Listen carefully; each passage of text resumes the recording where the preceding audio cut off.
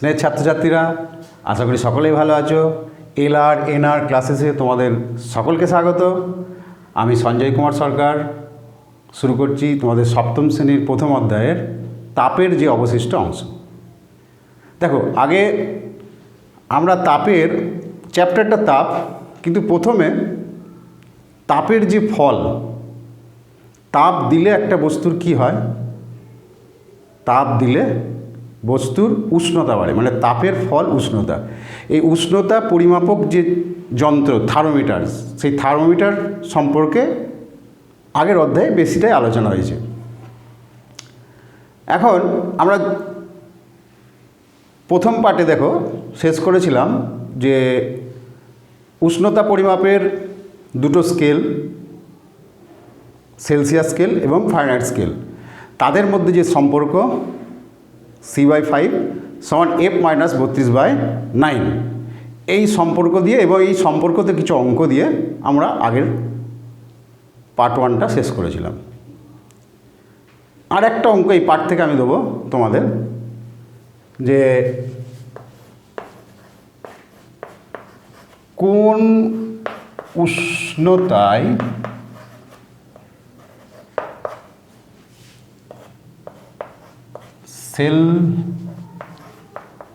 Celsius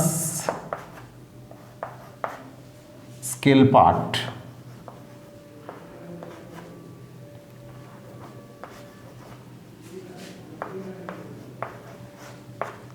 ও Fahrenheit scale part সমান হবে।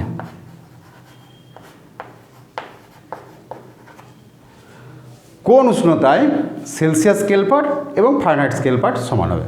দেখো, আগের যে সম্পর্কটা, মানে দুটো স্কেলের মধ্যে যে সম্পর্ক, সেটা আমরা কি পেয়েছি, C/5 সমান F-32/9। ওই সম্পর্কটা দিয়ে এখানে অঙ্কটা আমি করব, ঠিক আছে? তাহলে এখানে কিন্তু কোনো স্কেল পার্ট দেওয়া নেই। দেওয়া না থাকলে আমরা কী দেবো, ধরি সেলসিয়াস স্কেল পার্ট x, তাহলে ফারেনহাইট স্কেল পার্ট কত হবে, xই হবে, যেহেতু বলেছি দুটো স্কেল পার্টই সমান হবে, ঠিক আছে? তাহলে ধরি সেলসিয়াস স্কেল পার্ট সমান x, অতএব ফারেনহাইট স্কেল পার্ট সমান হবে x। বুঝে গেল তো? এবার দেখো, এবার ওই যে সম্পর্ক, আমরা দুটো স্কেলের মধ্যে কি সম্পর্ক পেয়েছি, C/5 সমান F-32/9, এই সম্পর্কটাই আমরা কাজে লাগবো। তাহলে কি লিখবো, আমরা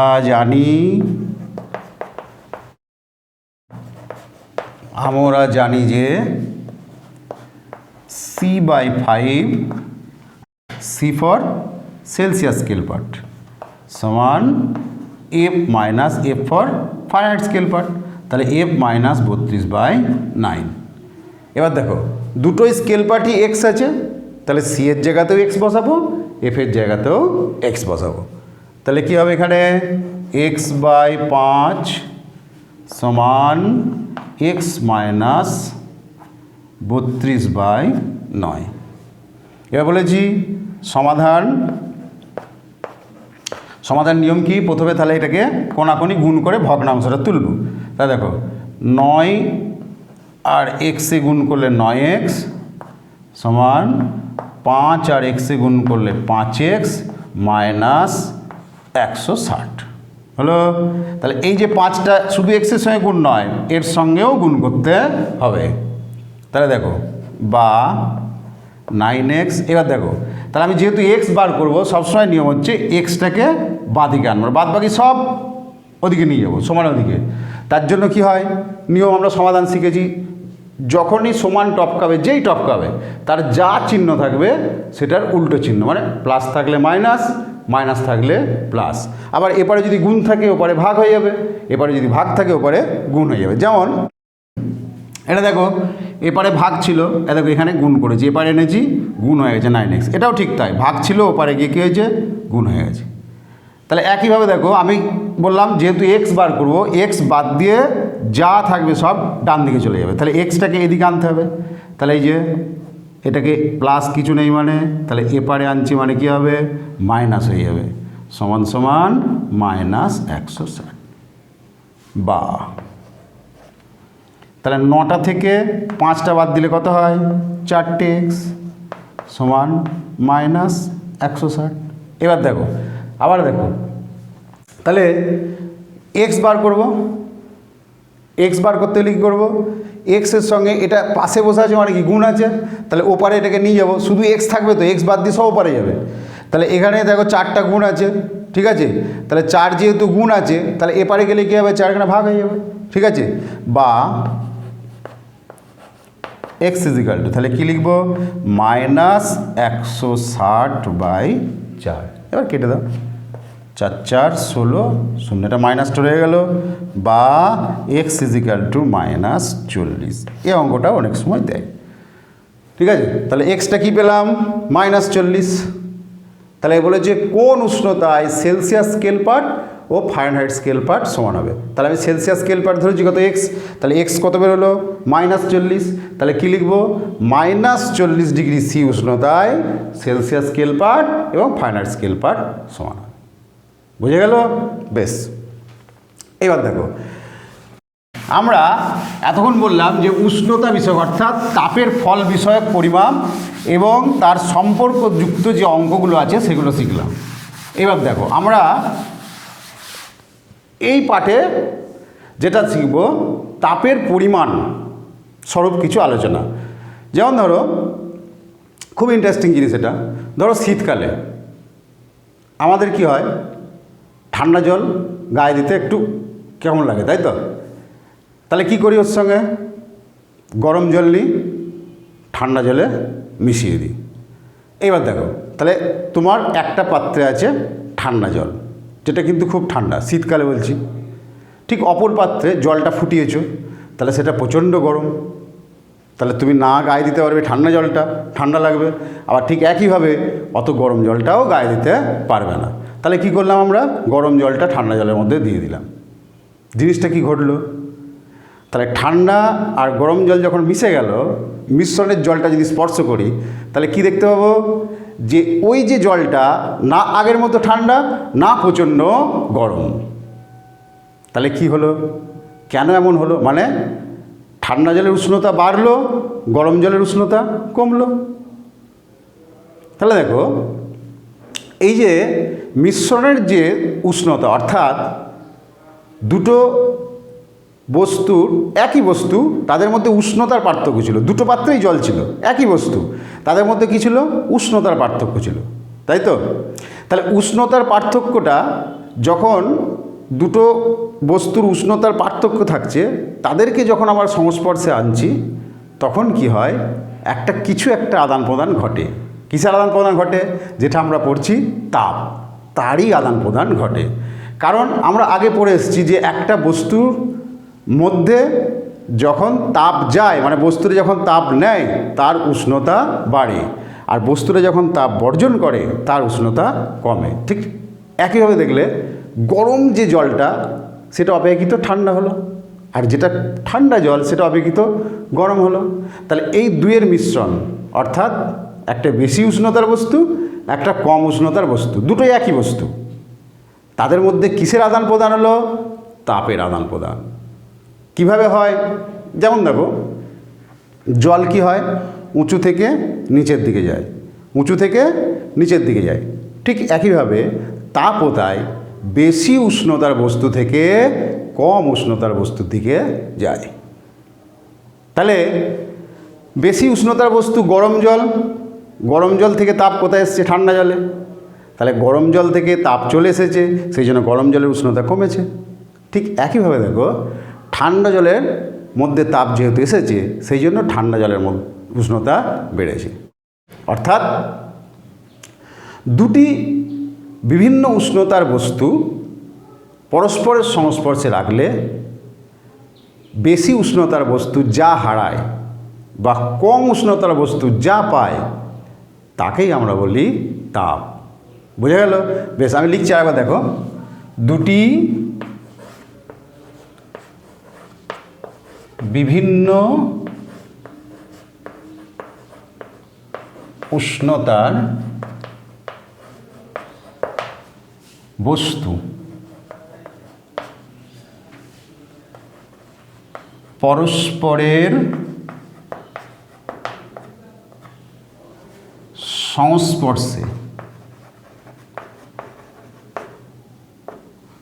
পরস্পরের সংস্পর্শে রাখলে বেশি উষ্ণতার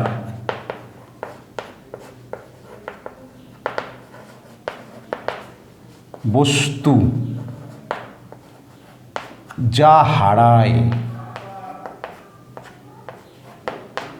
বা কম উষ্ণতার বস্তু যা পায়। তাহলে দুটি বিভিন্ন উষ্ণতার বস্তু পরস্পরের সংস্পর্শে রাখলে বেশি উষ্ণতার বস্তু যা হারায় বা কম উষ্ণতার বস্তু যা পায় তা হলো তাপ। দেখো, তাই বললাম যে একটা গরম জল আর একটা ঠিক ঠান্ডা জল ছিল, তাহলে যখন দুটোকে মিশিয়ে দিলাম ঠান্ডা জলের থেকে ওই জলটা বেশি গরম হয়ে গেল, তার মানে কি গরম হলো মানে ঠান্ডা জল তাপ পেয়েছে। ঠিক একইভাবে দেখো, যেটার উষ্ণতা খুব গরম ছিল সেটা কিন্তু কমেছে, মানে সে তাপ হারিয়েছে। বোঝা গেল? তাহলে তাপ হারিয়েছে বলেই তার উষ্ণতা কমেছে। ঠিক একইভাবে ঠান্ডা জল তাপ নিয়েছে বলে তার উষ্ণতা বেড়েছে। তাহলে তাপের সংজ্ঞা আমরা কীভাবে করছি? দুটি বিভিন্ন উষ্ণতার বস্তু পরস্পরের সংস্পর্শে রাখলে বেশি উষ্ণতার বস্তু যা হারায় বা কম উষ্ণতার বস্তু যা পায় তাকে আমরা বলি তাপ। বোঝা গেল? দেখো, এটাকে আরেকটু অন্যভাবেও সংজ্ঞায়িত করা যেতে পারে তাপকে। যেহেতু তাপ একটা শক্তি, আমরা যদি এইভাবে বলি, যে শক্তির গ্রহণে বস্তু উত্তপ্ত হয় বা যার বর্জনে, মানে যে শক্তির বর্জনে বস্তু শীতল হয় তাকে আমরা বলি তাপ। এটাও বলা যেতে পারে। বোঝা গেল? বেশ, এবার দেখো,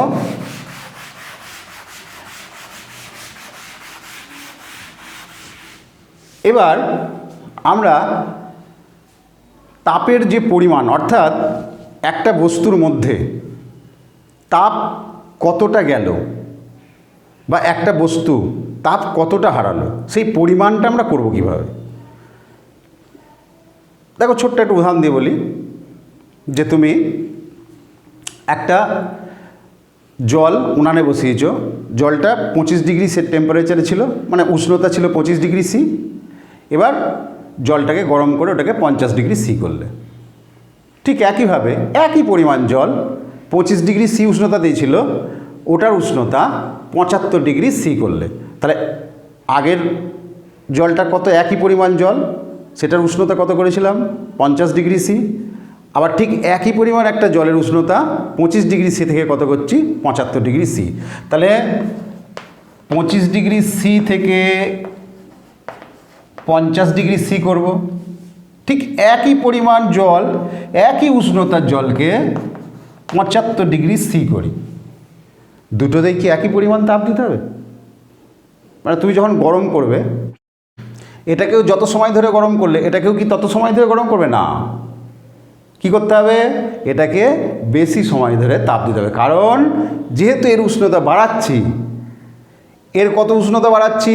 50 মাইনাস 25 সমান 25 ডিগ্রি সি। এর উষ্ণতা কত বাড়াচ্ছি? 75 মাইনাস 25 সমান 50 ডিগ্রি সি। 50 মাইনাস 25 কত হয়? 25। আর 75 মাইনাস 25 কত হয়? 50। তাহলে দেখো, একই পরিমাণ জল একই উষ্ণতাতে আছে, তাহলে এর উষ্ণতা বাড়াচ্ছি 25 ডিগ্রি সি, এর উষ্ণতা বাড়াচ্ছি 50 ডিগ্রি সি। এইটাতে বেশি তাপ লাগছে, কোনটাতে? যার উষ্ণতা বাড়াবো। তাহলে দেখো, উষ্ণতার বৃদ্ধির ওপর কিন্তু তাপের পরিমাণটা নির্ভর করবে। ঠিক একইভাবে কমার ক্ষেত্রেও তাই হবে, যে একটা বস্তুর উষ্ণতা 50 ডিগ্রি আছে, তাহলে এটাকে 25 ডিগ্রি সি করবো, তাহলে কত হ্রাস করতে হবে? 25 ডিগ্রি সি। আবার ঠিক একইভাবে 75 ডিগ্রিকে যদি 25 ডিগ্রি আনতে যাই, কত হ্রাস করতে হবে? 50 ডিগ্রি সি। তাহলে এখানেও ঠিক একইভাবে যেটার উষ্ণতা আমি বেশি কমাতে চাইছি তাতে কিন্তু বেশি তাপ বর্জন করতে হবে। তাহলে এখানে একটা পয়েন্ট পেলাম যে যার উষ্ণতা বেশি বাড়াবো বা কমাবো তার ক্ষেত্রে তাপের আদান প্রদানটাও বেশি বাড়ানো বা কমানো হবে। বুঝে গেল? তাহলে তাপের পরিমাণ উষ্ণতার হ্রাস বৃদ্ধির ওপরে নির্ভরশীল। বোঝা গেল না? গেল না? তাহলে এটা একটা পয়েন্ট পেলাম। তাহলে কোনো বস্তুতে তাপের পরিমাণ, তাহলে আমরা এখন এটা শিখব যে তাপের পরিমাণ কোন কোন বিষয়ের ওপর নির্ভরশীল। তাহলে একটা পয়েন্ট যেটা পেলাম সেটা হচ্ছে উষ্ণতার হ্রাস বৃদ্ধির ওপর। এবার দেখো ঠিক একইভাবে আর একটা ছোট্ট উদাহরণ দিই, ওটাও দেখবে বুঝে যাবে। কীরকম? মনে করো পাশাপাশি দুটো ওভেন আছে, একটা 1 গ্লাস জল নিয়েছো, ওরও যা উষ্ণতা, আর একটা ওভেনে 10 গ্লাস জল নিয়েছো, ওরও উষ্ণতা একই। এইবার দুটোকে একই পরিমাণ উষ্ণতা বৃদ্ধি করবে। তাহলে ধরে নিচ্ছি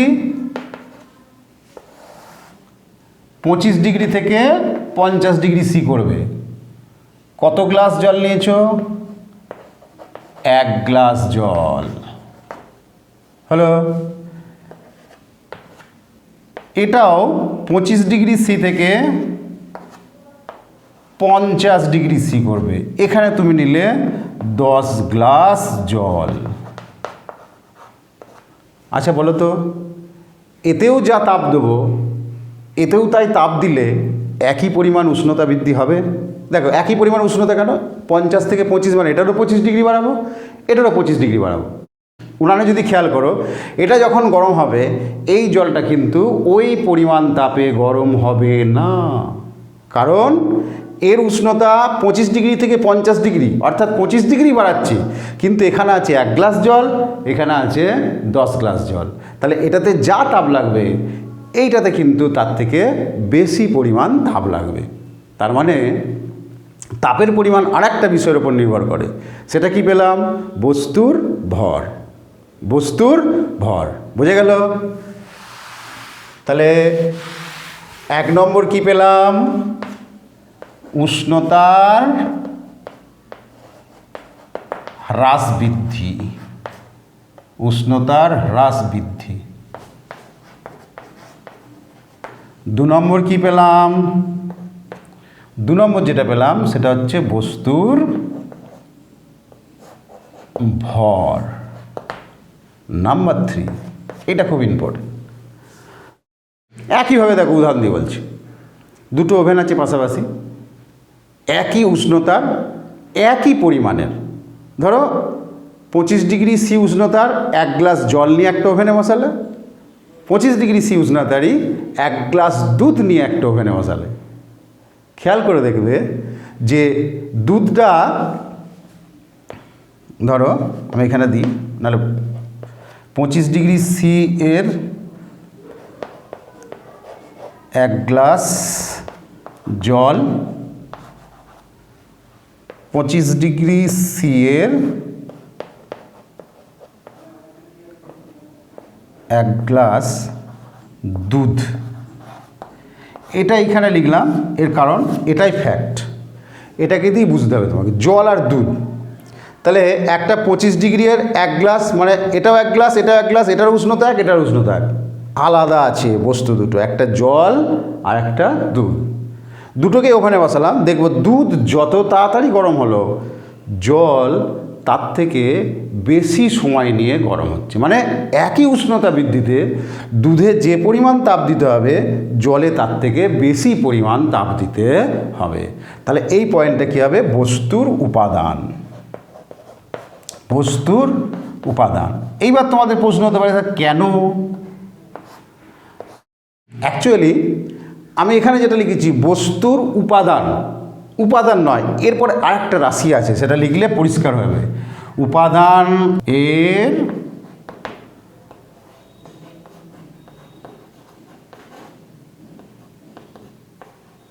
আপেক্ষিক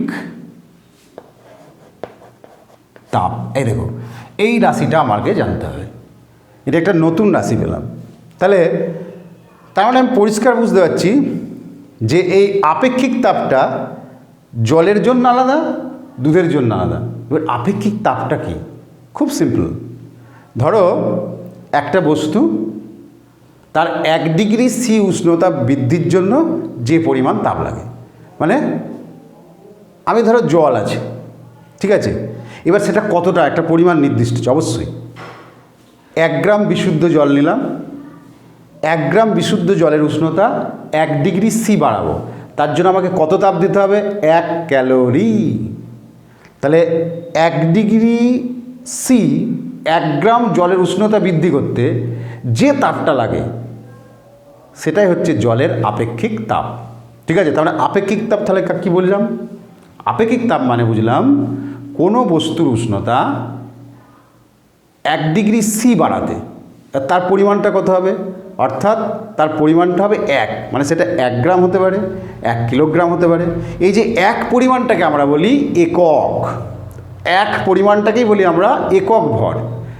তাহলে একক ভরের কোনো পদার্থের উষ্ণতা 1 ডিগ্রি সি বৃদ্ধি করতে যে পরিমাণ তাপের প্রয়োজন সেটাই হবে ওই পদার্থের আপেক্ষিক তাপ। বুঝে গেল? তাহলে কি বললাম? যে ধরো জল একক ভর বলেছি, তাহলে আমরা কত নিতে পারবো? 1 গ্রাম। একক ভর মানে আমরা 1 গ্রামই জল নেবো, বা 1 কিলোগ্রাম নিতে পারি। তাহলে আমরা ধরো 1 গ্রাম যদি নিই, 1 গ্রাম জলের উষ্ণতা, সেটা অবশ্যই বিশুদ্ধ জল হতে হবে, বিশুদ্ধ কথাটা প্রথমেই বলেছি। 1 গ্রাম বিশুদ্ধ জলের উষ্ণতা 1 ডিগ্রি সি যদি আমি বাড়াতে যাই, তাহলে যে পরিমাণ তাপ লাগে সেটা হচ্ছে 1 ক্যালোরি। তার মানে জলের আপেক্ষিক তাপ কত হবে?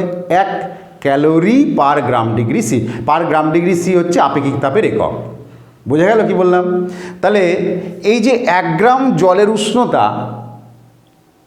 বাড়াতে, মানে 1 ডিগ্রি সি বাড়াতে যে পরিমাণ তাপ লাগে, ঠিক একইভাবে 1 গ্রাম দুধের উষ্ণতা 1 ডিগ্রি সি বাড়াতে তার থেকে কম তাপ লাগে।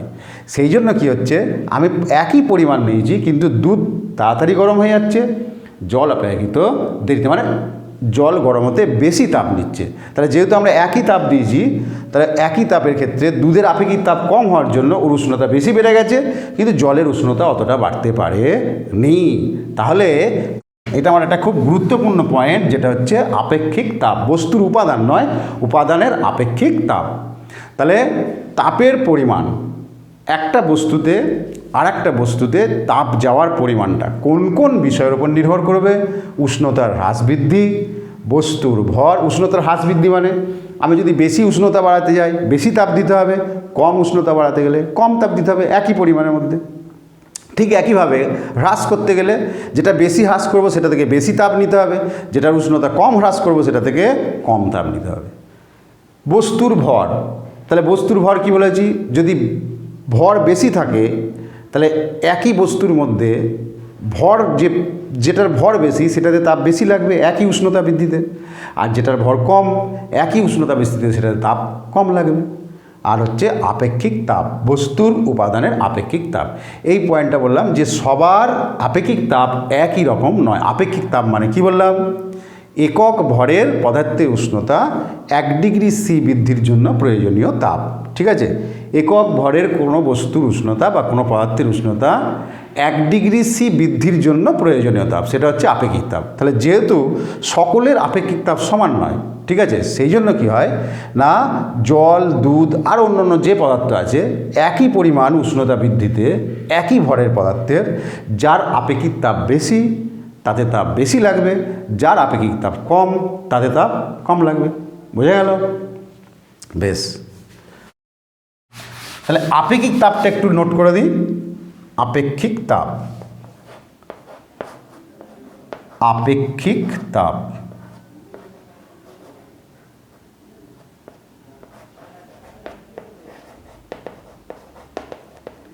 একক ভরের, একক ভরের মানে বললাম যে একের, অর্থাৎ 1 গ্রাম বা 1 কিলোগ্রাম। একক ভরের কোনো পদার্থের একক ভরের কোনো পদার্থের উষ্ণতা 1 ডিগ্রি সি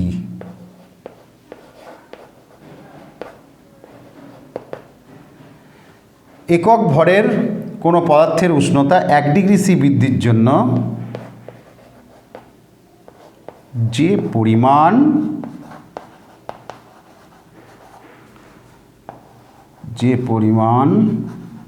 তাপের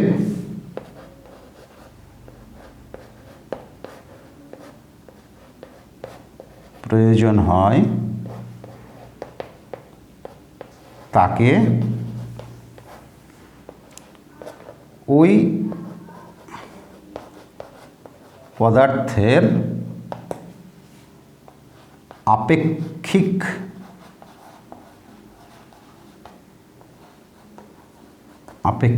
তাপ বলে। বুঝা গেল?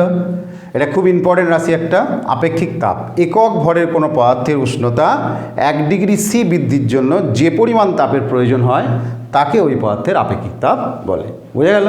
বেশ, এইবার দেখো আমরা একটু অন্যভাবে দেখব।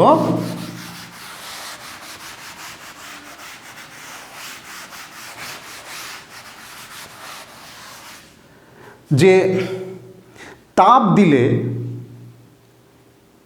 পদার্থের কি শুধুই উষ্ণতার পরিবর্তন হয়, এবং এই উষ্ণতা পরিবর্তনটা কতক্ষণ পর্যন্ত চলতে পারে, নাকি যত খুশি আমি তাপ দিয়ে যাব যত খুশি তার উষ্ণতা বেড়েই যাবে? দেখো, এই যে উষ্ণতা পরিবর্তনের সাথে সাথে একটা পদার্থের মধ্যে যদি তাপ প্রয়োগ হয় তার আরেকটা জিনিসেরও পরিবর্তন হয়, যেটা হচ্ছে অবস্থার পরিবর্তন। অবস্থার পরিবর্তন মানে একটা পদার্থের সাধারণত কয়টা অবস্থা? তাই একটি পদার্থ সাধারণত 3টে অবস্থায় থাকতে পারে: কঠিন, তরল, গ্যাসীয়। এই যে কঠিন, তরল, গ্যাসীয় মানে সবাই কি সবসময় এরকম পরিবর্তনে থাকে তা নয়, প্রত্যেকের একটা ভৌত অবস্থা আছে। যেমন ধরো আমরা বরফ যদি বলি, বরফ বলতে আমরা ঠান্ডা জলকে বলি না, বোঝাই না, তাই না? তাহলে বরফ জলেরই একটা অবস্থা, কী অবস্থা? কঠিন অবস্থা। ঠিক একইভাবে জল মানে কিন্তু আমরা বরফ বোঝাবো না, কঠিন বোঝাবো না, জল মানে তরল অবস্থা। ঠিক একইভাবে জলেরই আরেকটা রূপ দেখো, বাষ্প। তাহলে বাষ্প মানে সেটা গ্যাসীয় অবস্থা। অর্থাৎ এই যে অবস্থার চেঞ্জ অফ স্টেট, এগুলো হয় কিভাবে? এগুলো কিন্তু তাপের প্রভাবেই হয়, তাপের প্রভাবেই হয়। এবার দেখো, আমি এটা সাধারণভাবে যদি বলি, তুমি উনানে একটু জল বসালে, তাহলে উনানে জল বসানোর পর উনান জ্বাললে, এবার সে কী হলো, জলটা কী হবে, ওখান থেকে তাপ নেবে। তাহলে তাপ নেওয়ার সাথে সাথেই কি বাষ্পে পরিণত হতে শুরু করে? না, তাপ দিলে প্রথমে যেটা হবে সেটা হবে ওর উষ্ণতা বাড়বে। অর্থাৎ যে বস্তুটাই তাপ যাচ্ছে, মানে জলকে তাপ দেওয়া হচ্ছে, তাহলে জলের উষ্ণতা ধীরে ধীরে বাড়তে থাকবে, মানে যা ছিল তার থেকে বাড়তে থাকবে। বাড়তে বাড়তে বাড়তে বাড়তে এই যে বললাম যে তাহলে কি সবসময় বেড়েই যাবে তাপ নিয়ে নিয়ে? না, একটা সময় পরে দেখবে জল দ্রুত হারে বাষ্পীভূত হচ্ছে, জলের পরিমাণ কমছে, ধীরে ধীরে বাষ্প হয়ে বেরিয়ে চলে যাচ্ছে। তাহলে এই যে অবস্থা, অর্থাৎ জল থেকে কি হচ্ছে? বাষ্প। জলের অবস্থা কি? তরল। বাষ্পের অবস্থা কি? গ্যাসীয়, তাই তো? তাহলে দেখো, তরল থেকে গ্যাসীয় অবস্থা প্রাপ্ত হচ্ছে জল। তাহলে এই অবস্থাটাই হচ্ছে চেঞ্জ অফ স্টেট, মানে অবস্থার পরিবর্তন। তাহলে কি এই সময় তাপ লাগছে না? তাপ দিতে হচ্ছে। তাপ দেওয়ার হলেও জলের এই সময়, অর্থাৎ চেঞ্জ অফ স্টেট, যখন অবস্থার পরিবর্তন হচ্ছে, তরল থেকে গ্যাসীয় হচ্ছে, উষ্ণতার কোনো পরিবর্তন হচ্ছে না। বোঝা গেল কি বললাম? তাহলে এটা কখন হবে? তাহলে আমাকে ভাবতে হবে এটা কখন হবে? যে কোনো উষ্ণতায় হবে না। এই যে অবস্থার পরিবর্তন, অর্থাৎ জল তরল অবস্থা থেকে গ্যাসীয় অবস্থা প্রাপ্ত হচ্ছে, তার জন্য উষ্ণতা কত লাগে? 100 ডিগ্রি সি। তাহলে আমি যখন জলকে উনানে বসানোর পর তাপ দিতে শুরু করেছি, যতক্ষণ পর্যন্ত না জলের উষ্ণতা 100 ডিগ্রি সিতে পৌঁছাচ্ছে ততক্ষণ জল কিন্তু ফুটে বাষ্প হবে না। হ্যাঁ, তোমাদের মনে হতে পারে যে এই দেওয়ার পর একটু ওপর থেকে ধীরে ধীরে বাষ্প বেরোয়, ওটা একটু আলাদা, ওটা হচ্ছে বাষ্পায়ন, আমরা পরবর্তীকালে পড়বো ওটা বাষ্পায়ন। কিন্তু অ্যাকচুয়ালি জল ফোটার জন্য যে উষ্ণতা, অর্থাৎ জলের যে স্ফুটনাঙ্ক, বিশুদ্ধ জলের যে স্ফুটনাঙ্ক, সেটা হচ্ছে কি 100 ডিগ্রি সি। তাহলে জল 100 ডিগ্রিতে পৌঁছে গেল, এবার আমি তাপ দেওয়া বন্ধ করে দিলাম, মানে স্টোভটা বন্ধ করে দিলাম, তাহলে কি জল বাষ্পায়িত হবে? 100 ডিগ্রিতে সি পৌঁছে গেছে, বাষ্পায়িত হবে না? হবে না। দেখবে তাপ যেই বন্ধ করে দেবে অমনি কী হবে, বাষ্প পরিণত হওয়াও বন্ধ হয়ে যাবে। তাহলে এই তাপটা কি, এই তাপটার কাজ কি? মানে এই যে বাষ্প করতে গেলে এই যে তাপ দিতে হচ্ছে, এই তাপটা 100 ডিগ্রি সিতে যেই জল পৌঁছে যাচ্ছে তখন দ্রুত বাষ্পায়িত হচ্ছে, তাপও দিতে হচ্ছে, কিন্তু 100 ডিগ্রি সি এর পরে আর 101 ডিগ্রি হচ্ছে না। এই তাপটার নাম হচ্ছে লিন তাপ। এই তাপটার নাম হচ্ছে লিন তাপ। অর্থাৎ আমরা এখন যেটা এই পর্যায়ে যেটা শিখছি সেটা হচ্ছে তাপের প্রভাবে পদার্থের অবস্থার পরিবর্তন। অর্থাৎ তাপের প্রভাবে পদার্থের অবস্থার পরিবর্তন। আমরা এখন যে অংশটা শিখছি সেটা হচ্ছে তাপের প্রভাবে যে কোনো পদার্থের বা বস্তুর অবস্থার পরিবর্তন। তাহলে অবস্থার পরিবর্তনের জন্য তাপের প্রয়োজন, কিন্তু সেটা একটা নির্দিষ্ট উষ্ণতায় পৌঁছানোর পর সেই তাপটা কাজ করে। সেই তাপটার কাজ কি? উষ্ণতার পরিবর্তন ঘটাবে না। সেই তাপটার নাম কি বললাম? লিন তাপ। তাহলে লিন তাপকে আমরা কিভাবে সংজ্ঞায়িত করব? তাহলে লিন তাপকে আমরা কিভাবে সংজ্ঞায়িত করব? যে তাপ একক ভরের, দেখো একক ভরের কথাটা কেন বললাম না, ভরের পরিবর্তন হলে তাপের পরিমাণটারও হেরফের হবে, সেই জন্য একক ভরের কথাটা তোমায় দিতে হবে। ঠিক আছে, একক ভরের মানে বলেছি একক মানেই সেটা একে ভাববে, 1 গ্রাম হতে পারে, 1 কিলোগ্রাম হতে পারে। ঠিক আছে, তাহলে যে তাপ একক ভরের কোনো পদার্থের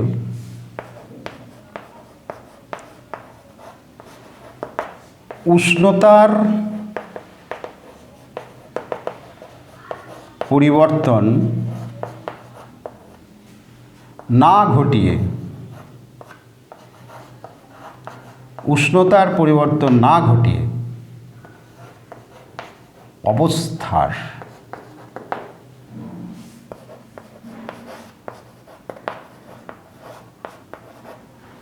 অবস্থার পরিবর্তন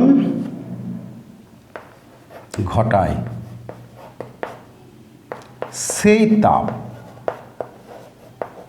সেই তাপকে বলে লিন তাপ। তাহলে কি বললাম, এই যে জল 100 ডিগ্রিতে সিতে পৌঁছালো, এরপর আমরা যদি খেয়াল করি একটা শোঁ শোঁ আওয়াজ হবে আর দ্রুত বাষ্পীভূত হবে। কিন্তু আমি যদি উনানটা অফ করে দিই তাহলে কিন্তু আর বাষ্পটা বেরোবে না। তার মানে কি, 100 ডিগ্রিতে সি পৌঁছানোর পর তাপ দিচ্ছি, আমরা যদি থার্মোমিটার নিয়ে মাপ নিই দেখব তাপ দেওয়া সত্ত্বেও ওই উষ্ণতা কখনো 101 ডিগ্রি হবে না, 100 ডিগ্রি সি থাকবে। তাহলে দেখো 100 ডিগ্রি সি, এরপর তাপ দিচ্ছি, সেটা 101 ডিগ্রি হচ্ছে না, কি হচ্ছে? চেঞ্জ অফ স্টেট, অর্থাৎ তার অবস্থার পরিবর্তন হচ্ছে। জল তরল অবস্থা থেকে গ্যাসীয় অবস্থা প্রাপ্ত হচ্ছে, সেই জন্য বলছে এই জন্য তাপ দিতে হচ্ছে। তাহলে এই তাপটা উষ্ণতার পরিবর্তন ঘটাচ্ছে না, কি ঘটাচ্ছে? অবস্থার পরিবর্তন ঘটাচ্ছে। তাহলে এর নাম কি বললাম? লিন তাপ। তাহলে সরাসরি আমাকে কিভাবে সংজ্ঞায়িত করছি? যে তাপ একক ভরের কোনো পদার্থের উষ্ণতার পরিবর্তন না ঘটিয়ে অবস্থার পরিবর্তন ঘটায়, সেই তাপকে আমরা বলবো লিন তাপ। বোঝা গেল? বেশ, তাহলে এবার এই লিন তাপের পরিমাণটা একটা নির্দিষ্ট আছে প্রত্যেকের জন্য, প্রত্যেকটা পদার্থের ক্ষেত্রে। যেমন জলের বাষ্পীভবনের যে লিন তাপ সেটা হচ্ছে 537 ক্যালোরি পার গ্রাম। কত বললাম? 537 ক্যালোরি পার গ্রাম।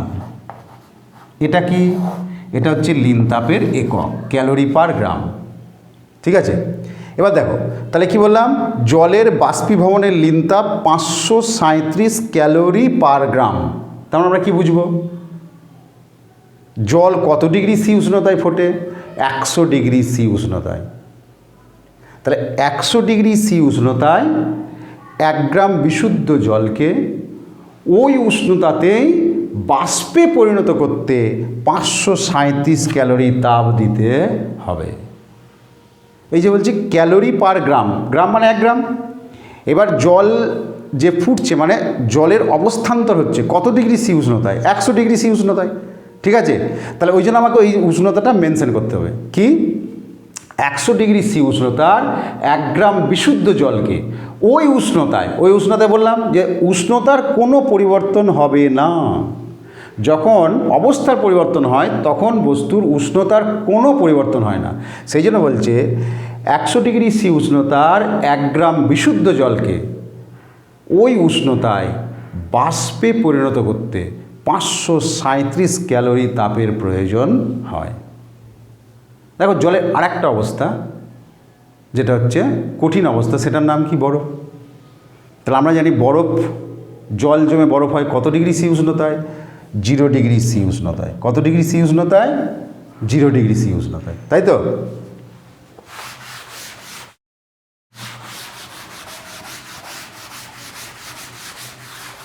তাহলে 0 ডিগ্রি সি উষ্ণতায় জল জমে বরফ হয়। এবার দেখো তাহলে বরফ গলে যখন জল হয় সেই উষ্ণতাটাও 0 ডিগ্রি সি, সেই উষ্ণতাটাও কত? 0 ডিগ্রি সি। এবার আমরা এখানে পড়ি যে বরফ গলনের লিন তাপ কত?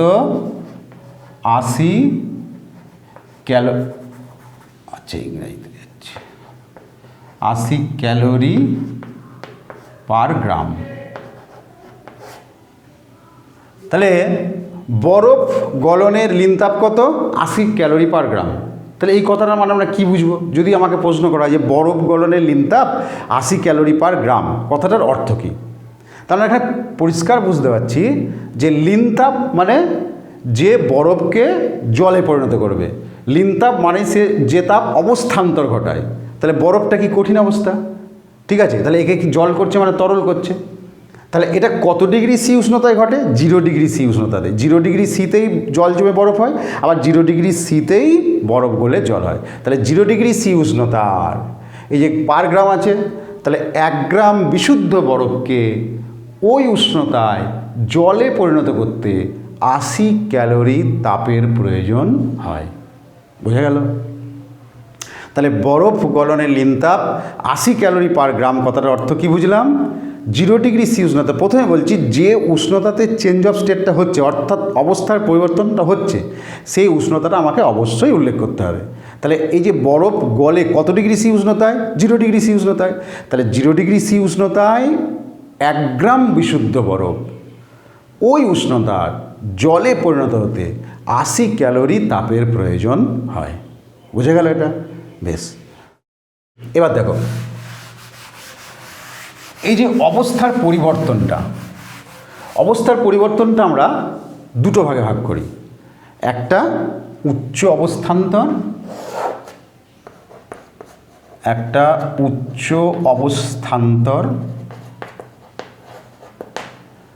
আর একটা হচ্ছে নিম্ন অবস্থান্তর।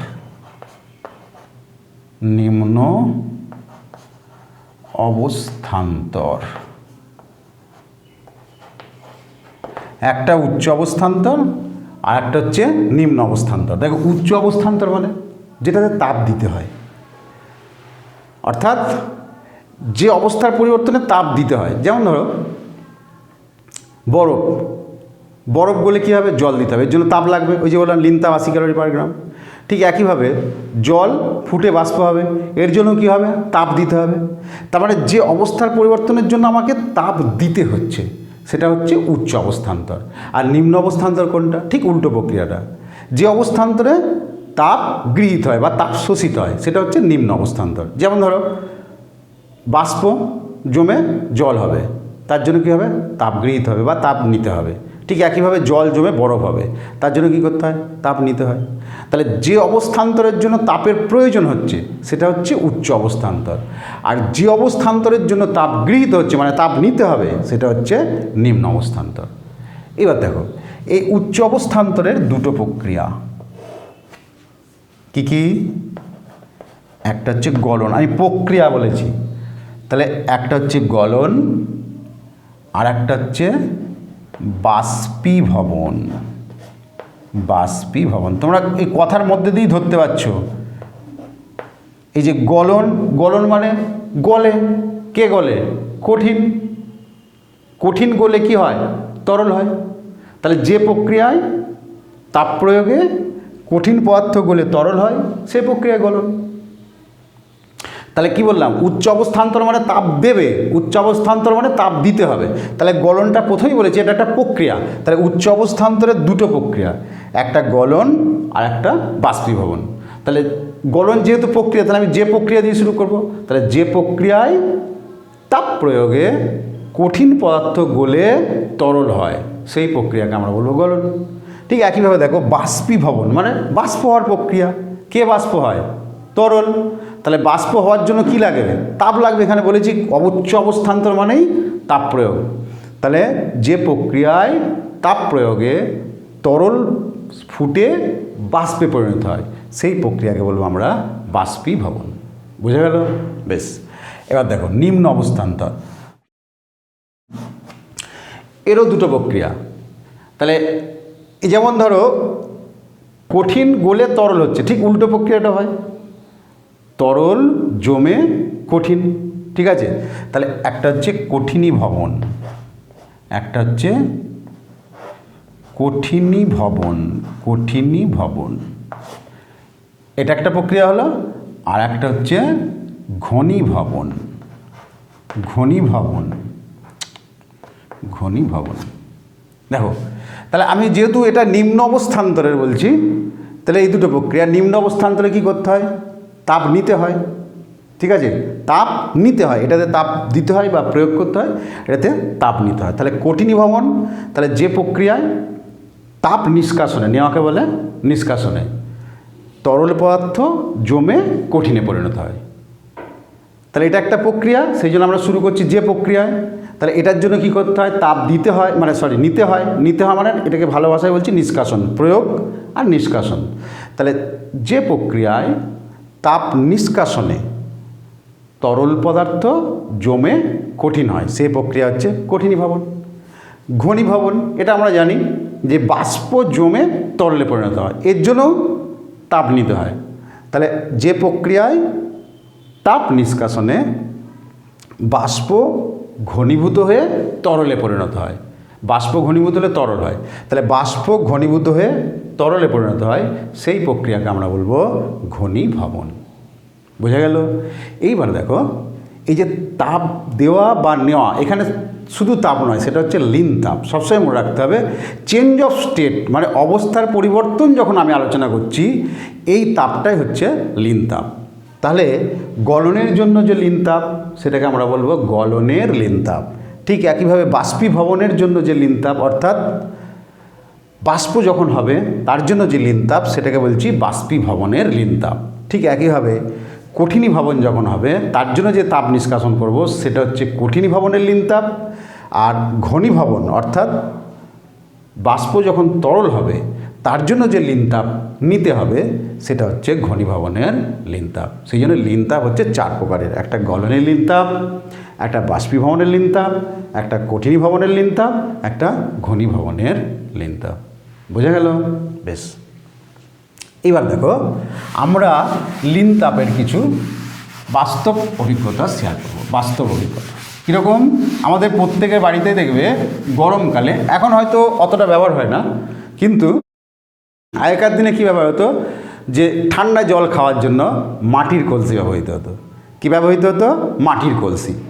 এইবার তাহলে এই যে মাটির কলসি আর পাশে যদি আমি একটা ধরো এই স্টিলের বা লোহার কলসি রাখি, দুটোতেই জল আছে, দেখবে মাটির কলসির জলটা ঠান্ডা, স্টিলের কলসির জলটা অপেক্ষিত গরম হয়েই আছে। এর কারণটা কি? তা আমরা তো ওই প্রথমেই বলেছি যে বিজ্ঞান মানে সত্যকে অনুসন্ধান, এটাকে কিন্তু ভয় পেয়ে চলে গেলে হবে না যে আমি ভৌত বিজ্ঞান মানে ভয় পেয়ে চলে গেলে, তোমাদের যে ভয় দূর করার জন্য আমি আছি, ঠিক আছে? তাহলে এই যে বাস্তব কারণ, এর কারণগুলো কি, এইটাকে অনুসন্ধান করে বিজ্ঞান, এটা ভয় পাওয়ার কোনো কারণ নেই, ঠিক আছে? তাহলে দেখো মাটির কলসি, এটাতে জল ঠান্ডা থাকে কেন? একদম সিম্পল ঘটনা, আমরা যে এত জিনিস পড়ে এলাম তারই একটা তাপ, লিন তাপ, এগুলোরই বাস্তব প্রয়োগ এখানে, ঠিক আছে? তাহলে এখন ঘটনা হচ্ছে মাটির যে কলসি, সেই মাটির কলসির গায়ে অসংখ্য ক্ষুদ্র ক্ষুদ্র ছিদ্র থাকে। দেখবে মাটির কলসিতে জল ঢালার সাথে সাথে কী হয়, ওই ছিদ্র পথ দিয়ে গাটা বেরিয়ে আসে, বাইরে বেরিয়ে আসে, দেখবে গাটা একটু ভিজে ভিজে হয়ে যায়, ভিজে ভিজে হয়ে যায়। এইবার আমি তোমাদের একটু আগে বলছিলাম একটা কথা, যে বাষ্পীভবন বা বাষ্পায়ন সেটা কিন্তু যে কোনো উষ্ণতাতে হয়, তার জন্য কোনো তাপ দিতে হয় না। যেমন স্ফুটন বা স্ফুটনাঙ্কের জন্য একটা নির্দিষ্ট উষ্ণতার প্রয়োজন, বাষ্পায়নটা অর্থাৎ যে কোনো তরলের উপরিতল থেকে ধীরে ধীরে বাষ্প বের হওয়ার জন্য কোনো টেম্পারেচার মানে উষ্ণতার প্রয়োজন হয় না, ঠিক আছে? আমরা আরও এরপরে পড়ব। তাহলে এই যে জলটা কলসির ছিদ্রপথ দিয়ে সূক্ষ্ম সূক্ষ্ম ছিদ্র দিয়ে বাইরে বেরিয়ে এলো, যেটা লোহার কলসিতে ওই ধরনের ছিদ্রটা থাকে না। তাহলে এই ছিদ্রপথে আসা বাইরের যে গায়ে লেগে থাকা জলটার, সেটা বাষ্পায়ন হয়, সেটার কি হয়, বাষ্পায়ন হয়। এই বাষ্পায়নের জন্য কি দরকার, আমরা জানি যে বাষ্পায়ন মানে কি, তরল বাষ্পীভূত হচ্ছে, তাহলে চেঞ্জ অফ স্টেট, অবস্থার পরিবর্তন। তাহলে অবস্থার পরিবর্তন এমনি এমনি হবে না, লিন তাপ ছাড়া হবে না। তাহলে কি হবে, এই যে বাইরের জলটা মানে কলসির গায়ে ছিদ্রপথে যে জলটা বেরিয়ে এলো, সেই জলটার ধীরে ধীরে বাষ্পায়ন হয়, এবং এই বাষ্পায়নের জন্য যে লিন তাপের প্রয়োজন হয়, সেই লিন তাপটা কোথা থেকে পাওয়া যায়, কলসির সংলগ্ন জল থেকে, মানে কলসির ভেতরে যে জল আছে সেই জল থেকে নিয়ে নেয়। এর ফলে কী হয়, তাপ কোনো জায়গা থেকে নিলে কী হবে, তার উষ্ণতা কমবে, এর ফলে জল ঠান্ডা হয়ে যায়। বোঝা গেল কি বললাম? তাহলে কি বললাম, যে প্রশ্ন কি, যে মাটির কলসিতে জলটা ঠান্ডা থাকে কেন? তাহলে কি বললাম, কলসির গায়ে, মাটির কলসির গায়ে অসংখ্য সূক্ষ্ম সূক্ষ্ম ছিদ্র আছে, সেই ছিদ্রপথে জল কলসির গায়ে বেরিয়ে আসে এবং বাষ্পায়িত হতে থাকে। এই বাষ্পায়নের জন্য যে লিন তাপের প্রয়োজন, সেটা জল কোথা থেকে নেয়, কলসি বা কলসি সংলগ্ন জল থেকে নেয়। এর ফলে কলসি সংলগ্ন জল বা কলসির ভেতরের জলের উষ্ণতা কমে যায়, তাই জল ঠান্ডা হয়ে যায়। এই তো ব্যাখ্যা, ঠিক আছে? এছাড়া আরও এক ব্যাখ্যা দেখবে, যে হাতে ইথার বা স্পিরিট ঢাললে ঠান্ডা লাগে কেন, এটাও আছে দেখবে। যে ইথার বা স্পিরিট এটা আসলে কি, এরা হচ্ছে এক ধরনের উদ্বায়ী পদার্থ, উদ্বায়ী। উদ্বায়ী কাদের বলে, যাদের স্ফুটনাঙ্ক কম, যারা সাধারণ উষ্ণতাতেই ফুটতে আরম্ভ করে, মানে এই যে নর্মাল টেম্পারেচার এখন যেন আছে এরকম উষ্ণতাতেই যারা ফুটতে আরম্ভ করে, তাদেরকেই বলে উদ্বায়ী পদার্থ, অর্থাৎ যাদের স্ফুটনাঙ্ক খুব কম। তাহলে ইথার বা স্পিরিট হচ্ছে কি, উদ্বায়ী পদার্থ। তাহলে আমার হাতের যখনই ঢালছি, তাহলে কী হবে, এ বাষ্পায়িত হতে থাকবে, এর স্ফুটনাঙ্ক যেহেতু কম, দ্রুত বাষ্পায়িত হতে থাকবে। এই বাষ্পায়নের জন্য যে লিন তাপ, সে কোথা থেকে নেবে, আমার হাত থেকে নেবে, সেই জন্য আমার হাতে উষ্ণতা কমে যাবে, এর ফলে ঠান্ডা বোধ হবে। বোঝা গেল? ঠিক একইভাবে দেখবে গরমকালে কুকুর জিভ বার করে দেখবে হাঁপায়।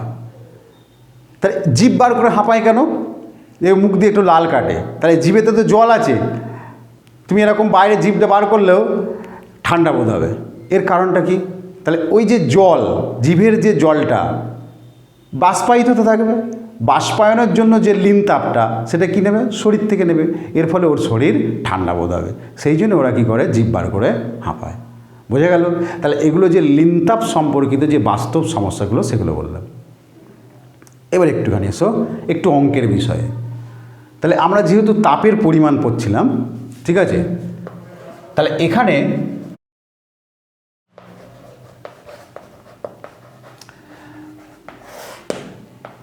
যখন আমরা ভৌতবিজ্ঞান পড়ছি, অঙ্ক কিন্তু আমাদের শিখতে হবে, ঠিক আছে? অঙ্ক ছাড়া কিন্তু কমপ্লিট শেখা যাবে না।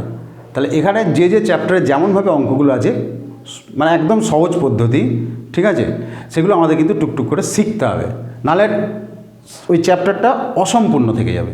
দেখো, তাহলে আগে আমরা যেটা শিখেছিলাম এই চ্যাপ্টারে, যে দুটো স্কেলের মধ্যে যে সম্পর্ক, সেই সম্পর্ক দিয়ে অঙ্ক। এখানে দেখো আমরা তাপের পরিমাণের যে হিসেব করেছিলাম, কি বলেছিলাম, তাপের পরিমাণ কোন কোন বিষয়ের উপর নির্ভর করে। 1 নম্বর লিখেছিলাম উষ্ণতার হ্রাস বৃদ্ধি, উষ্ণতার, এইটাকে আমরা কি দিয়ে ডিনোট করি, টি দিয়ে। 2 নম্বর লিখেছিলাম বস্তুর ভর, এটাকে আমরা কি দিয়ে ডিনোট করি, এম দিয়ে। টি ফর টেম্পারেচার, এম হচ্ছে বস্তুর ভর, মাস।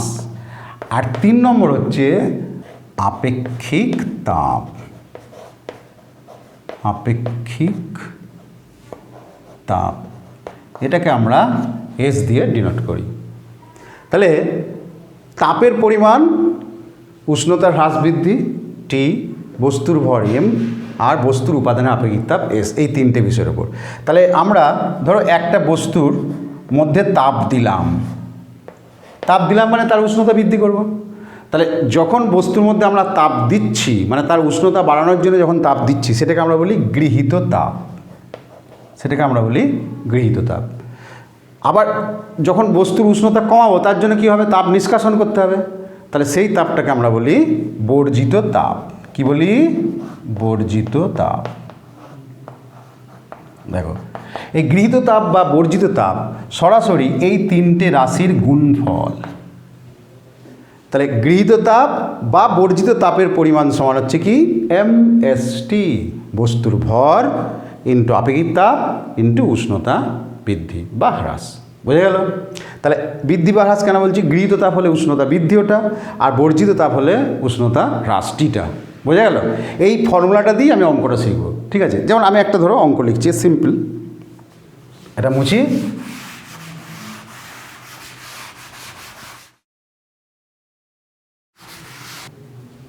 দশ গ্রাম, একটা সিম্পল অঙ্ক দিয়ে শুরু করছি।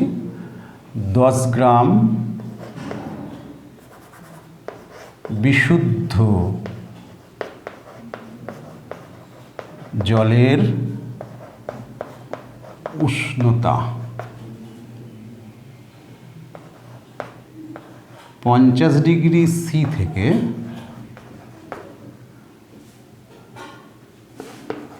100 ডিগ্রি সিতে পৌঁছাতে, পৌঁছাতে কত তাপ লাগবে?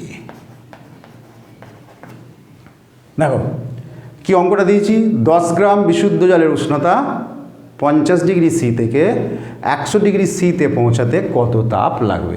এবার দেখো, জলের আপেক্ষিক তাপটা হচ্ছে, এটা খুব কমন সংখ্যা, মানে 1। সেই জন্য এটা অঙ্কে অনেক সময় দেওয়াও থাকে, নাও থাকতে পারে। অন্য যে কোনো পদার্থের ক্ষেত্রে তাদের আপেক্ষিক তাপের মানটা কিন্তু দেওয়া থাকে। ঠিক আছে, তাহলে এই অঙ্কগুলো আমরা কীভাবে করব? তাহলে আমার ফর্মুলাটা কি, গৃহীত তাপ বা বর্জিত তাপ। এখানে দেখো গৃহীত তাপ হবে, কেন, আমি উষ্ণতা বৃদ্ধি করছি 50 ডিগ্রি সি থেকে 100 ডিগ্রি সি, তাহলে এখানে কী হবে, গৃহীত তাপ। তাহলে গৃহীত তাপ বা বর্জিত তাপের ফর্মুলা কি, এমএসটি, বস্তুর ভর উপাদানের আপেক্ষিক তাপ উষ্ণতা বৃদ্ধি। তাহলে এখানে জলের ভর কত, জলের ভর এম ইজিক্যাল টু কত, 10 গ্রাম। জলের আপেক্ষিক তাপ, আতা ছোট ফর্মে, কত, 1 calorie per gram degree C, এটা আপেক্ষিক তাপের একক, calorie per gram degree C.